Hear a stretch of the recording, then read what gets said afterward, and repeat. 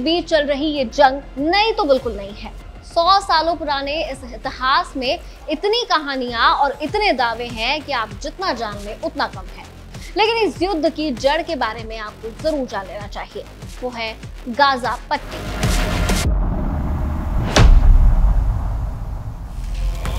जी हाँ, वो गाजा पट्टी जहां से बारूद बरसता है, जहां से रॉकेट उड़ाए जाते हैं, जहां से मिसाइलें दागी जाती हैं, जहां बरसों से रोजाना खूनी झड़प होती रही है। वो गाजा पट्टी जहां से हमास ने इजराइल पर अब तक का सबसे खतरनाक हमला किया। आखिर क्या है ये गाजा पट्टी?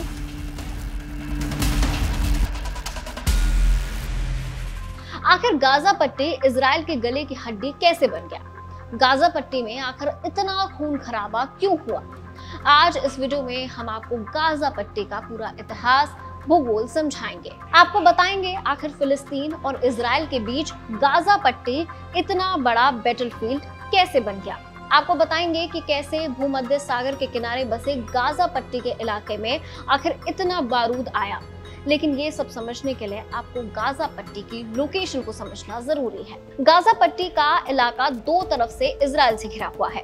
गाजा पट्टी के एक तरफ मिस्र है और एक तरफ गाजा पट्टी के भूमध्य सागर है। ये पूरा इलाका 10 किलोमीटर चौड़ा और 41 किलोमीटर लंबा है। गाजा पट्टी के मेन शहर आपको बता देते हैं कि कौन कौन से हैं। उत्तरी गाजा, गाजा सिटी, दीर अल बाला, खान यूनियन, अब्बास अल कबीरा, रफा, ये जो है मेन सिटीज हैं। इस पूरे इलाके में 20 लाख से ज्यादा लोग रहते हैं, यानी यहाँ प्रति वर्ग किलोमीटर औसतन 5500 लोग रहते हैं। ये तो था गाजा का भूगोल। अब समझते हैं इसका इतिहास क्या है। गाजा यानी बेहद घनी आबादी वाला इलाका। इजराइल के सामने ये बेहद छोटा सा इलाका है, लेकिन यही इलाका आज रणभूमि बना हुआ है। पहले आपको एक छोटा सा इतिहास बताते हैं।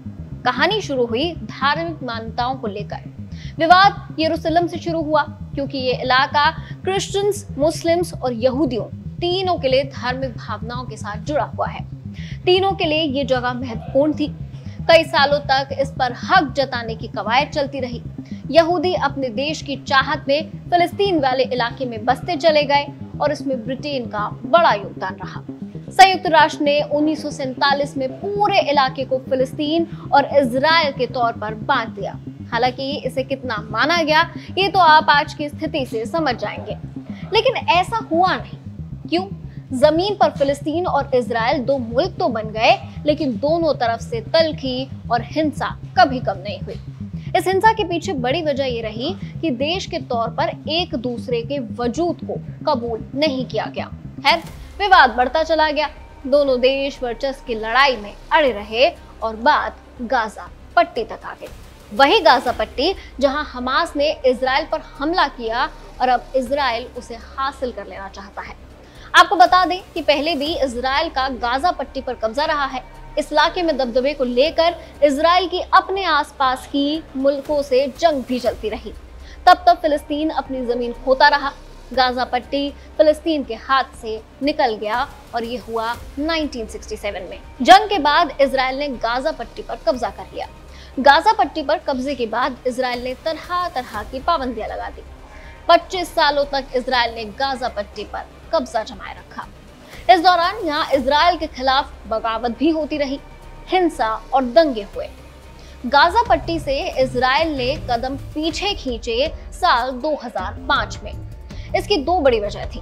एक, गाजा पट्टी में इजरायली कब्जे के खिलाफ बढ़ती हिंसा और दूसरा, इजराइल के खराब होते आर्थिक हालात। 2005 में इजराइल ने गाजा पट्टी का इलाका फिलिस्तीन अथॉरिटी को सौंप दिया। फिलिस्तीन अथॉरिटी को गाजा का इलाका सौंपने के बाद भी इस इलाके पर इजराइल की नजर बनी रही। इजराइल यहाँ गश्त जारी रखे हुए था। लेकिन फिलिस्तीन का चरमपंथी संगठन हमास 2006 में चुनाव जीतकर बड़ी ताकत बन गया। 2007 में गाजा पट्टी का पूरा इलाका हमास के कब्जे में था। हमास के कब्जे में आने के बाद ही गाजा पट्टी का इलाका इजराइल विरोध का केंद्र बन गया। गाजा पट्टी में हमास जैसे जैसे मजबूत होता गया, ये इलाका यहाँ से इजराइल के खिलाफ अटैक तेज करता गया। जवाब में इजराइल ने भी सख्ती बढ़ा दी। सवाल ये कि इजराइल के चौकसी के बाद भी कैसे गाजा पट्टी में हमास की गतिविधियां जारी रहीं। रिपोर्ट्स में ये दावा किया जाता है कि हमास ने मिस्र गाजा सीमा के नीचे से एक सीक्रेट टनल नेटवर्क बनाया था और इसी नेटवर्क के जरिए हथियारों की सप्लाई होती थी। इसी सुरंग नेटवर्क के जरिए हमास के आतंकी इजराइल के सुरक्षा बलों पर हमला करते थे और गुम हो जाते थे। हमास के बढ़ते हमलों को देखते हुए इजराइल ने सुरंगों को तबाह करना और उसका अभियान शुरू कर दिया। साल 2014 में इजराइल ने सड़कों सुरंगों को तबाह कर दिया। साल 2014 में ही हमास ने सुरंग में अपने आतंकियों की आवाजाही का वीडियो जारी कर इजराइल को चुनौती दी थी। साल 2021 के दौरान हुई झड़प में भी इजराइल ने सैकड़ों सुरंगों को तबाह कर दिया, लेकिन बावजूद इसके हमास पूरी तरह से कमजोर नहीं हुआ और 2023 में हमास ने वो किया जो इजराइल ने कभी सपने में भी नहीं सोचा था। इजराइल को फिर गाजा पट्टी से ही निशाना बनाया गया। यहाँ ये जानना भी जरूरी है कि इस हिंसा और अटैक के बीच इजराइल लगातार इस इलाके में अपना विस्तार करता रहा। 1946 में फिलिस्तीन का वजूद कुछ ऐसा हुआ करता था। तब इस इलाके को कुछ ही हिस्से में इजराइल का अस्तित्व था। 1947 में यूएन के प्लान के तहत देश बने, तब आधे से ज्यादा हिस्से पर इजराइल बना और बाकी हिस्से में फिलिस्तीन का वजूद कायम हुआ। लेकिन अब इन नक्शे को देखिए। 1949 से 1967 के बीच फिलिस्तीन सिकुड़ता चला गया और इजराइल इस क्षेत्र में अपना कब्जा बढ़ाता गया।